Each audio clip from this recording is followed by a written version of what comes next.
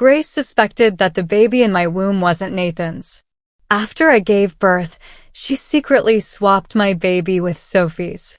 I raised that child with great hardship, enduring years of cold stares and harsh treatment, only to accidentally overhear the truth one day. My own child had been sent away long ago. Overcome with anger and grief, I collapsed and died. When I opened my eyes again, I found myself back in time, right as Sophie was spreading rumors about me. She just got married and is already pregnant. Who even knows whose bastard it is? She sneered. That same day, I went to the hospital and terminated the pregnancy. I wanted to see how they would manage without my so-called bastard to raise Sophie's child. One evening, I came home early from work and unintentionally overheard a conversation between Grace and Sophie. If it weren't for that idiot working so hard all these years to raise my son, we'd have kicked her out long ago, Grace said with a mocking laugh. I froze in place, stunned. Grace's voice dripped with disdain. She dared to bring some bastard into our family? Lucky for us, I was quick enough to sell that brat while she was unconscious. Otherwise, we would have been stuck raising someone else's kid. Sell my child? I felt a chill run down my spine. Unable to suppress my rage, I stormed out and confronted them. What do you mean by your son? What are you saying? They greeted my outburst with mocking smiles. Sophie, startled by my sudden appearance, snapped, "Why are you yelling?" "Fine, since you heard everything, I'll tell you. Nathan Jr. is my son. I carried him for 9 months and gave birth to him. Your child? Who knows where that one ended up?" Grace didn't even bother pretending anymore. She looked at me with pure disgust. "What makes you think you're entitled to anything here? You don't even belong in this family. You should be grateful we haven't punished you for cheating." "Cheating? You're lying." I was on the verge of breaking down. "That's my child." Grace scoffed and wouldn't listen to a word I said. She started berating me and physically pushing me out of the house. Anger overwhelmed me. I coughed up blood and collapsed to the floor. My entire body felt weak and I couldn't stand up. I tried to call for help, but no words came out. As my breathing grew fainter, memories of my past flashed before my eyes, my rushed marriage, my difficult pregnancy, the endless toil to support the family, and the realization that I had spent years raising someone else's child. No wonder the child was always distant, showing me affection only when he wanted money. I should have noticed something was wrong long ago. But I had married the wrong man, trusted the wrong people, and in the end, I couldn't even protect my own child. The pain of betrayal consumed me. I hated them. I hated them so much. When I regained consciousness, the familiar sound of my alarm clock woke me at 6 a.m. I opened my eyes to find myself in a small, familiar room. Just moments ago, I could still feel the crushing pain in my chest and the metallic taste of blood in my throat. Now, I was dazed and unsure of reality. I stumbled out of the bedroom, searching for answers. In the living room, Sophie glared at me with annoyance. "Ugh, you're so loud. Just because you have a job doesn't mean you can wake everyone up." Her sharp voice, coupled with her nasty attitude, made everything feel real. I had been reborn. I pinched myself hard.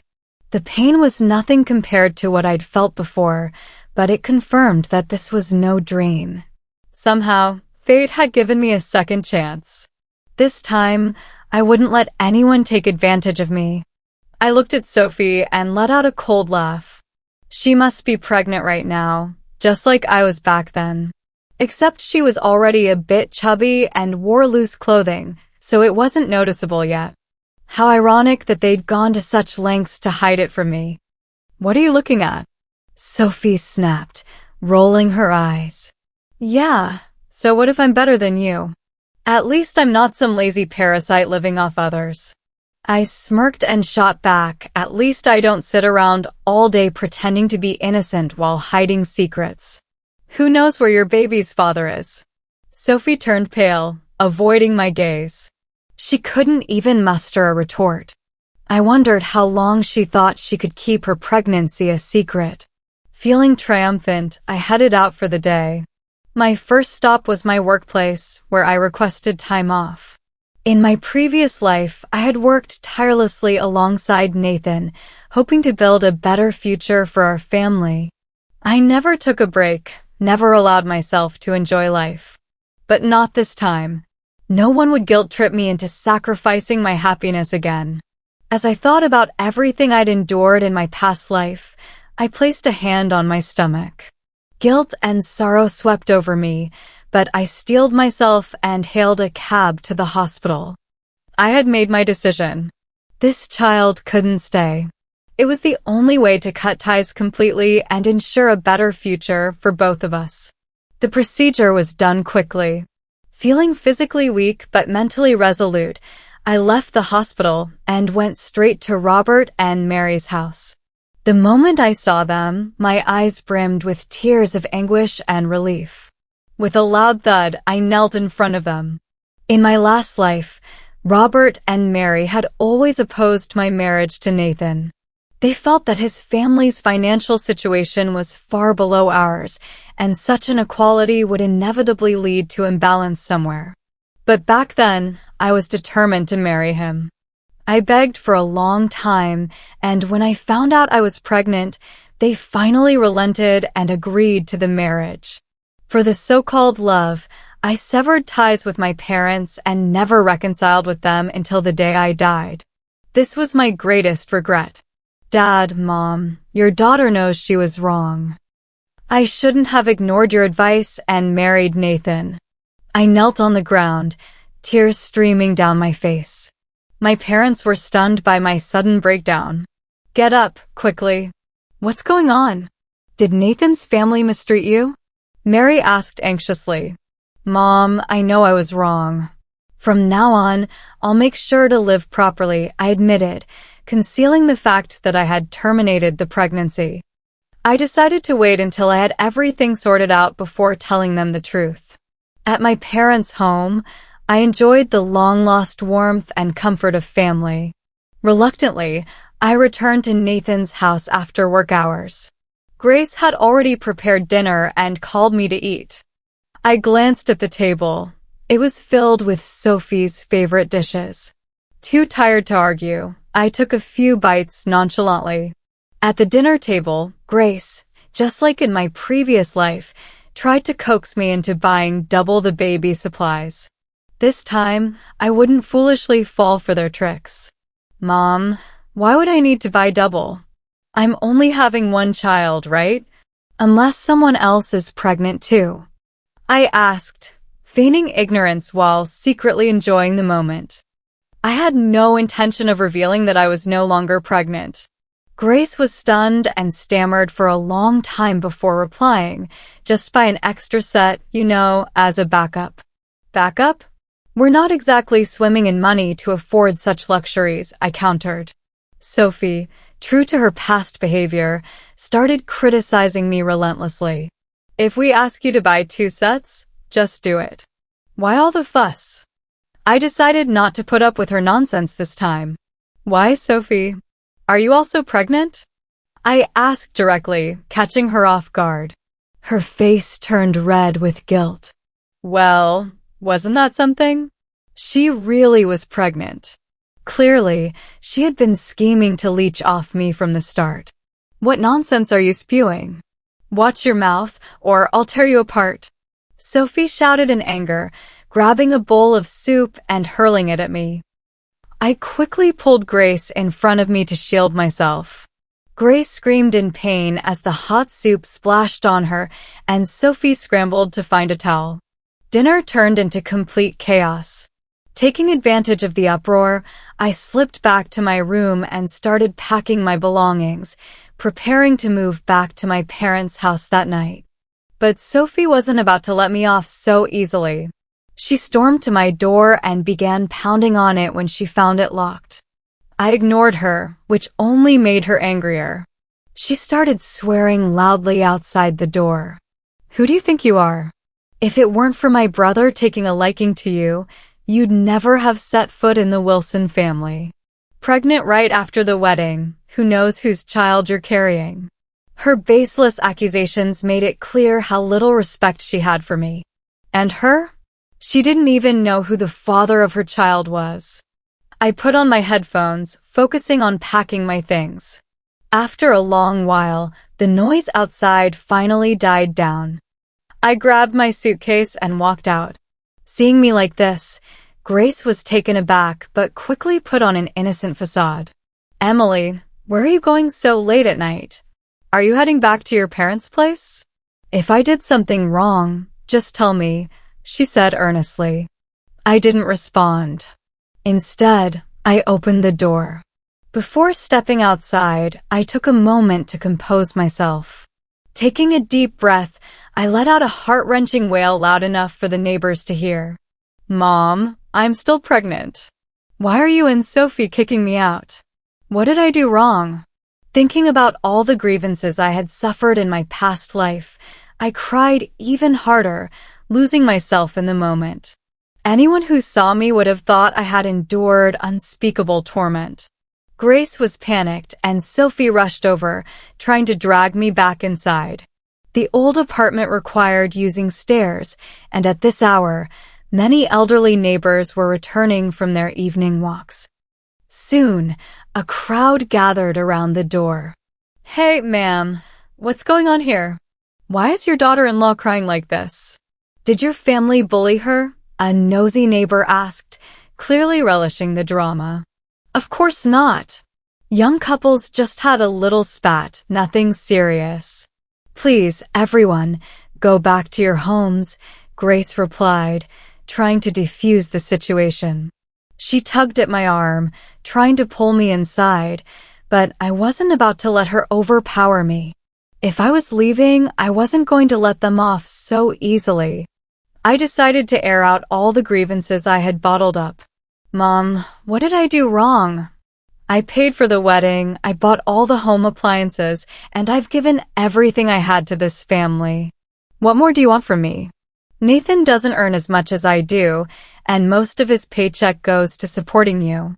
The little that's left barely gets us by, and you still expect me to carry this family? Now that I've come to my senses, I can't believe how blind I was to think I couldn't live without him. The neighbors began casting disdainful glances at Grace. Emboldened, I continued. Mom, I'm only having one child, but you and Sophie insisted I buy double the baby supplies. I just don't understand why. Is that why you're kicking me out? With that, I pretended to cover my face and sobbed into my sleeve. The crowd of onlookers, now thoroughly invested, began chastising Grace and Sophie. Ma'am, what's going on here? Your son got married and you didn't spend a dime? Didn't you tell everyone that you paid for everything? Exactly. Why would you need to buy 2 of everything? Does your family have a pregnant woman? Or wait, are you pregnant? Ha ha ha. The mocking laughter of the neighbors was particularly harsh. No matter how many excuses Grace tried to make, it was impossible to explain her way out of this. She could only repeatedly stammer, No, it's not true. It's not true. Sophie didn't dare to step forward, retreating back into the house long ago, afraid someone might notice her guilty expression. Taking advantage of the chaos, I broke free from Grace's grip, dashed down the stairs, and hailed a cab straight back to my parents' house. I wanted to see, after this fiasco, whether Grace or Sophie would still have the nerve to show their faces in public. Back at Robert and Mary's home, I finally felt an unprecedented sense of relief and freedom. Before the wedding, when we were setting up the house, I had installed a smart surveillance system in the marital home, mainly as a security measure. Over time, it became something we rarely used, and eventually, everyone forgot it was even there. Now, though, it was the perfect tool to keep an eye on those troublemakers. I quickly opened the app on my phone and watched the live feed from the camera. On screen, Grace had stormed into the house I shared with Nathan, smashing everything to bits in a fit of rage while hurling insults at me. Sophie stood by, fanning the flames. "Mom, I told you she's nothing but a lowlife. It only took a few days for her true colors to show. Who knows what kind of spell she cast on my brother," Sophie gloated, clearly reveling in driving me out of the house. "Call your brother right now and tell him he must come home today," Grace demanded. In a past life, whenever Grace faced the slightest inconvenience, she'd immediately call Nathan to sob and complain. Nathan, being a soft-hearted mama's boy, always gave in. Since we'd gotten married in a whirlwind romance, I hadn't recognized his true nature right away. Sophie quickly dialed Nathan's number. Since I couldn't hear the other end of the call, I lost interest and turned off my phone.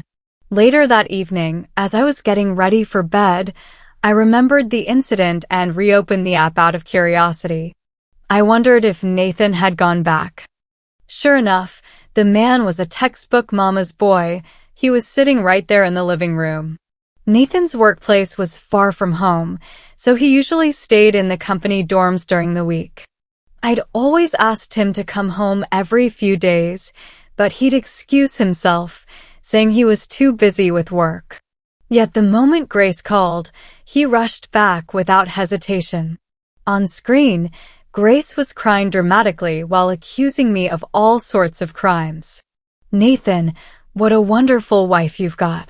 Your lovely wife humiliated me so much today that I can't even show my face outside." Grace's performance was Oscar-worthy. It was almost a pity she hadn't pursued a career in acting. Nathan, panicking, tried to console her. "Mom, what happened? Why did Emily go back to her parents' house?" Sophie jumped in. "Brother, you don't know, do you? Emily actually tried to hit Mom earlier." "That's impossible," Nathan said, skeptical. He knew me well enough to believe I'd never resort to physical violence. "It's true. The neighbors all saw it. She made such a scene at home, crying and throwing tantrums," Sophie lied with impressive ease. "Nathan, there's something I've been keeping from you, but I can't anymore," Grace interjected dramatically. "Emily's child isn't yours. The baby she's carrying isn't even part of this family."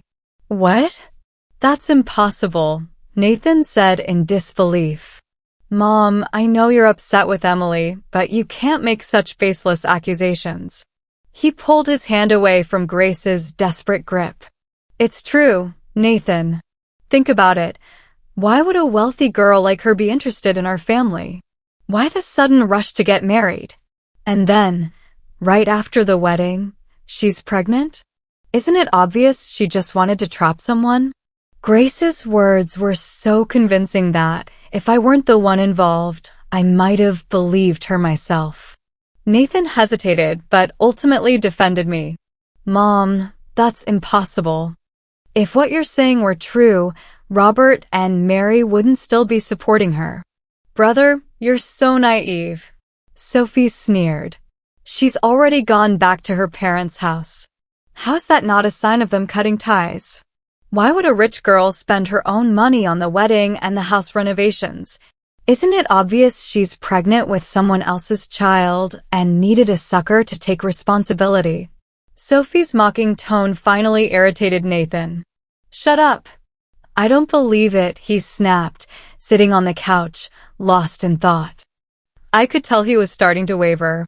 But honestly, I'd never intended to keep a man like him around. "Nathan, there's only one way to find out the truth. Tomorrow, we'll go to her parents' house and get to the bottom of this," Grace declared. Hearing their plan through the surveillance feed, I felt both annoyed and exasperated. I had no choice but to figure out how to deal with the three of them. The next morning, Grace's incessant knocking woke Mary up, leaving her with a pounding headache. "Mary, open the door. We've come to see you." I hadn't intended to let them in, but if she kept knocking like that, the neighbors were bound to complain. I told my mom to open the door and let them in so I could deal with them as things unfolded. Good morning, Mary. Are you home alone? I brought some gifts to see you, Grace said, feigning politeness. Once inside, the three of them strutted into the living room and plopped down on the couch without waiting for an invitation. What do you want? Mary asked curtly. She'd never liked Nathan's family, and after the events of the past few days, her patience for them had completely run out. Mary, is Emily at work? Are you here alone? Grace inquired, assuming I wasn't home. She made a few more insincere comments before falling silent. Sophie, clearly uneasy with the lack of engagement, blurted out, "Do you know your daughter cheated on Nathan? She's carrying someone else's child." Before Sophie could say another word, Grace slapped her hard across the face. Sophie, fuming, was about to argue when Grace interrupted. Emily and Nathan just had a little disagreement yesterday. That's all. Today, I brought my child to apologize. Nathan and Sophie, who came along, were silent for a moment. I was curious. These three had planned to come to my house yesterday to confront me, so why were they now apologizing?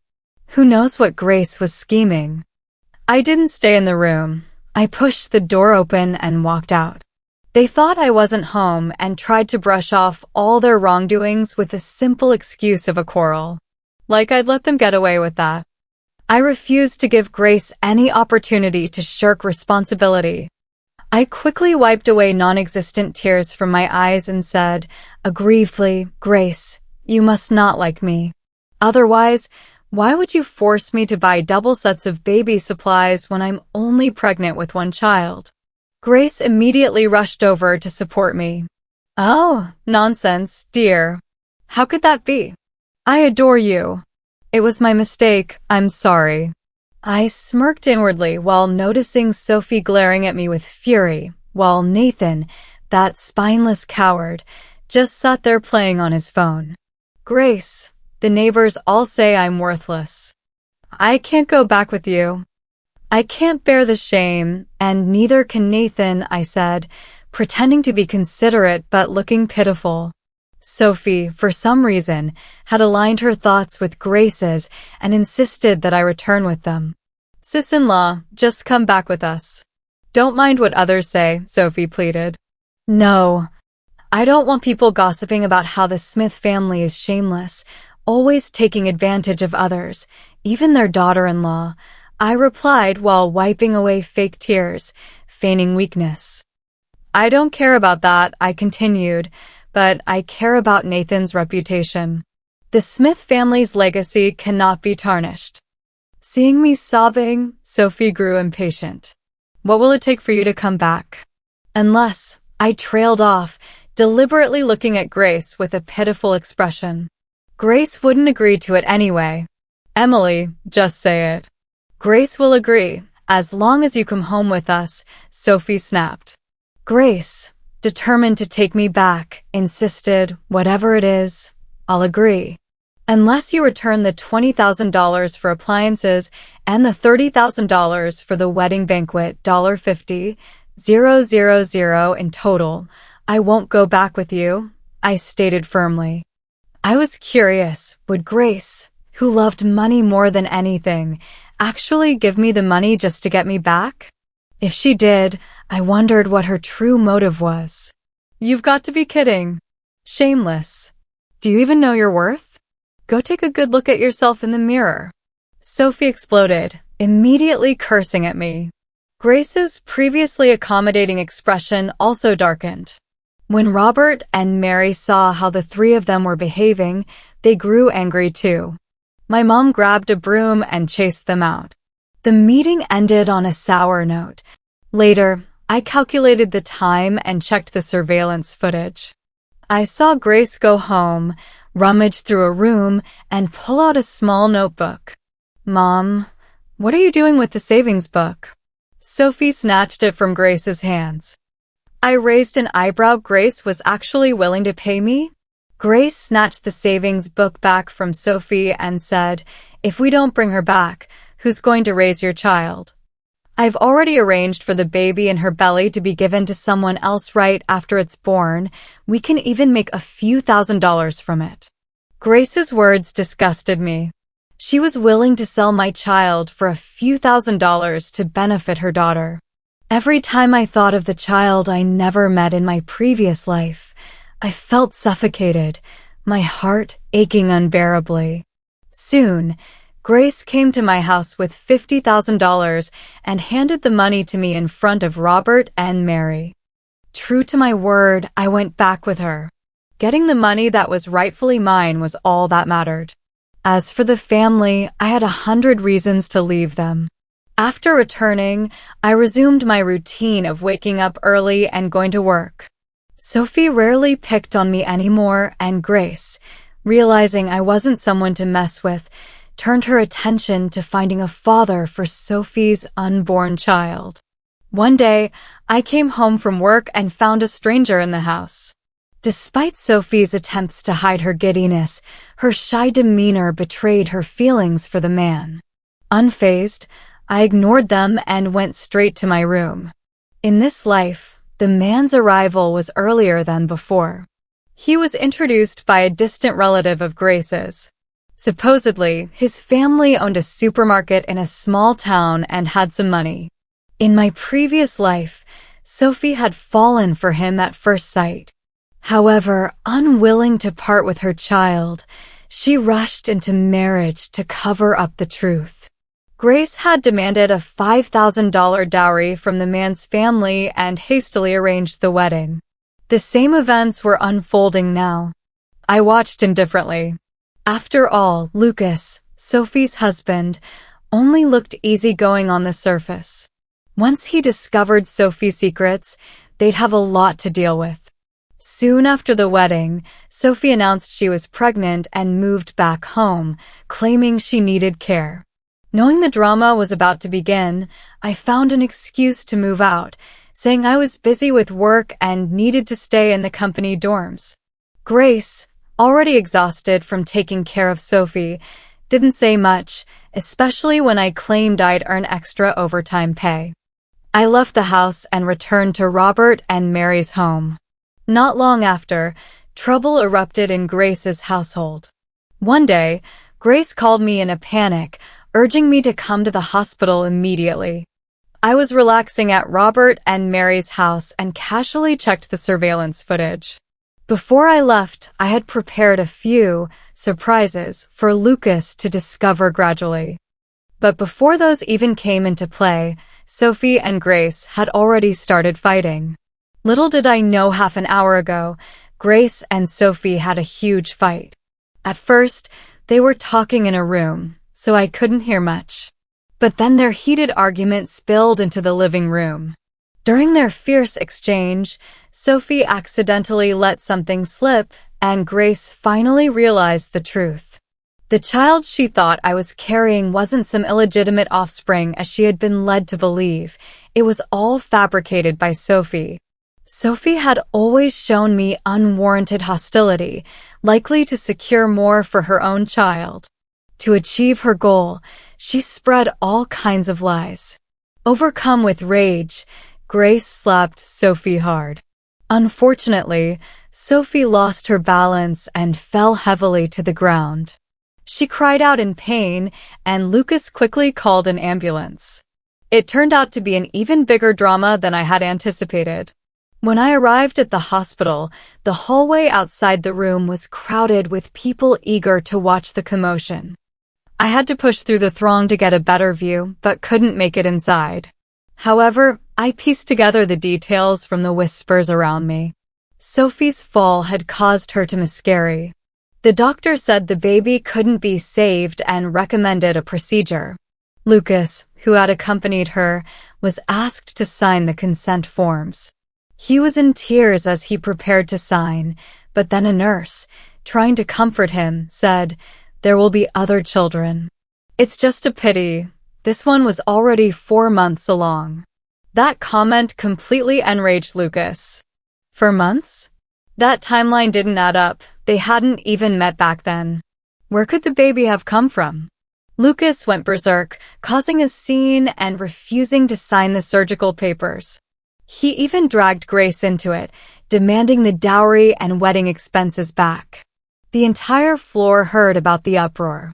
It was no wonder people were gathered outside the room, eager to hear more. Grace angrily shooed away the onlookers. When she saw me standing there, her demeanor changed instantly to one of appeasement. "Emily, you're here," she said, her tone almost pleading. "Grace, what happened? Why did Sophie miscarry? And why is Lucas talking about divorce?"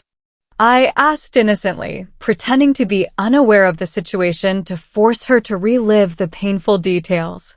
"Don't bring it up. It's all Lucas's fault. He's such an unreliable son-in-law," Grace said angrily. "He vanished the moment Sophie lost the baby." She looked resentful, refusing to acknowledge her own mistakes or even mention Sophie's pregnancy and their rushed wedding to cover it up. "Emily, our family is counting on you now," Grace implored. "When your baby is born, I promise I'll take great care of it." Her words sounded sincere, but I had seen through her selfishness long ago.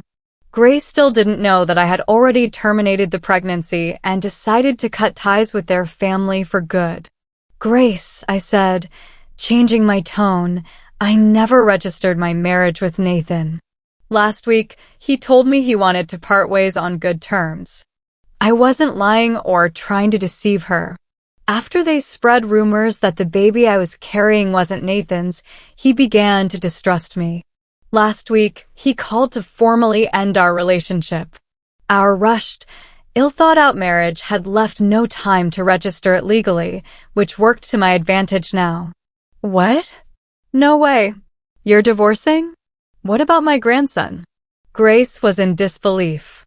She had already caused the loss of one grandchild and was determined to hold on to this one. I laughed bitterly, spreading my hands. "What grandson? There is no grandson. The moment you all conspired to accuse me of infidelity, the baby was gone." "That's impossible." "I don't believe you," Grace shouted. I patted my flat stomach and reiterated, "There's no baby. It's been gone for a while." Grace's eyes widened in shock. In a single day, she had learned about the loss of 2 children. Tears streamed down her face, but her expression quickly turned venomous as she glared at me, as if she wanted to devour me. "You heartless woman. You cried and begged to marry my son, and now you want a divorce? You even got rid of the baby. How could you be so cruel?" Her loud accusations attracted another crowd of curious onlookers. This time, I calmly recounted every despicable thing Grace had done. The crowd, initially judging me, soon turned their ire on her.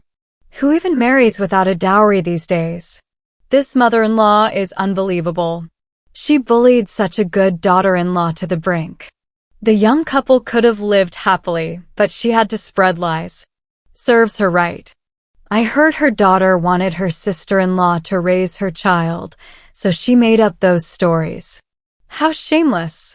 Under the crowd's condemning remarks, Grace fled in humiliation, leaving Sophie, weak from surgery, to face the scorn alone. Months passed, and my life returned to normal. I moved into my own apartment and completely cut ties with Nathan's family. Occasionally, I'd hear about them from old neighbors. Apparently, after Grace ran off that day, she was so dazed that she didn't notice an oncoming car and was struck. When she woke up, she was mentally unwell, constantly mumbling about children. Sophie, after being discharged from the hospital, was relentlessly harassed by Lucas's family. They threw paint on her door and left graffiti. The neighbors all steered clear of her, forcing her to flee to a different city where she used to work. Nathan remained at his factory job, earning a meager salary that couldn't cover Grace's medical bills. He constantly borrowed money, even once reaching out to me. I laughed coldly and blocked his number. Now, I'm more in love with life than ever. I frequently travel and take trips to relax and enjoy myself. To redeem my past life, I met my current husband during a trip. He was deeply sympathetic about my past. Coincidentally, we were from the same city. And just like that, we came together. A year later, my child was born, fulfilling the regrets of my past life. Holding my baby in my arms, I smiled with happiness.